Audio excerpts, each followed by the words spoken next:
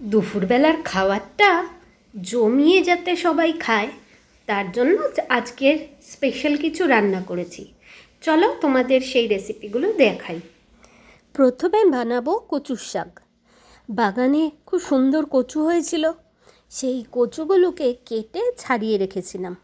যদিও কচুর শাক আমি ছাড়াই না, আমার হাত খুব চুলকায়। আমার এক সহকারী দিদি আছে, সে করে দিয়েছে। তো হাঁড়িতে গরম জলে নুন দিয়ে ভাপাতে বসিয়ে দিয়েছি। তাহলে ভাপিয়ে নিলে কি হয়, একটু কম চুলকায়। তারপরে কড়াইতে দিয়ে দিলাম সাদা সর্ষের তেল, অবশ্যই সর্ষের তেল দিতে হবে। দিয়ে একটু হাতে পাঁচফোড়ন ঘষে দিয়ে দিলাম। দিয়ে দেবো শুকনো লঙ্কা ছিঁড়ে। শুকনো লঙ্কাটা ছিঁড়ে না দিলে ফেটে আসতে পারে, গায়ে ছিটতে পারে, তাই ফাটিয়ে দুটো শুকনো লঙ্কা দিয়ে দিলাম। এবার মশলার থেকে সুন্দর গন্ধ আসলে যেই কচু শাকটাকে ভাপিয়ে রেখেছিলাম সেটাকে দিয়ে দিলাম। দেখো ভাপিয়ে নেওয়াতে কত নরম হয়ে গেছে, একদম ঘেটে গেছে জিনিসটা। এবার এর মধ্যে দিয়ে দেব 4-5টা কাঁচা লঙ্কা বাটা।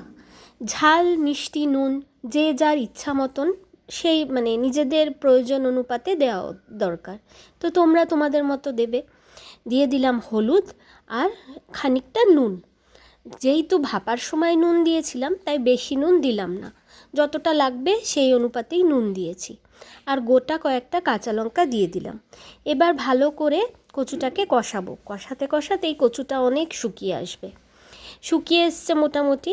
এবার দিয়ে দিলাম নারকেল কোড়া। নারকেল কোড়াটা যাতে নুন মিষ্টি টেনে নেয়, কচুর টেস্টটা গন্ধটা আসে, সেটার জন্যে একটু ভেজা অবস্থায় নারকেল কোড়াটাও দিয়ে দিলাম। তো এবার কষাতে থাকবো। তো বন্ধুরা, আমি অনিন্দিতা। আমার কুকিং ব্লগগুলো ভালো লাগলে অবশ্যই লাইক কমেন্ট শেয়ার করো।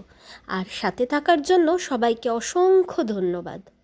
তো দেখো, কথা বলতে বলতে যেটা বলা হলো না, দিয়েছি একটু লঙ্কার গুঁড়ো আর একটু মিষ্টি। কচুর শাকে একটু মিষ্টি না দিলে ভালো হয় না। তো এবার অনেকটাই মজে এসছে কচুর শাকটা। দিয়ে দিলাম ভেজে রাখা ইলিশ মাছের মাথা। এটা অপশনাল, যদি কেউ ইলিশ মাছ না দাও একবারে নারকেল কোড়া দিয়েও ছোলা দিয়েও করলে বেশ ভালো লাগে। শুধু সেদ্ধ ছোলা এই সময় যোগ করতে হয়। আমি খানিকটা নিরামিষ তুলে নিয়েছি। আর এখন দিয়ে দিলাম ইলিশ মাছের ভাজে রাখা মাথা। আর করছি দই পটল। তার জন্য মিক্সিতে কাজু, চারমগজ, দই আর ঝাল লঙ্কা, কাঁচা লঙ্কা আর কি বেটে নিয়েছি। মশলাটা কষিয়ে ভেজে রাখা পটল তার মধ্যে দিয়ে নেড়ে চেড়ে একটু নুন মিষ্টি পরিমাণ মতো দিয়ে দিয়েছি। দিয়ে একটু ঢেকে রেখে দেবো। যেহেতু ভাজা পটল, তো তার জন্য বেশি সময় লাগবে না। রেডি হয়ে গেল পটল, দই পটল।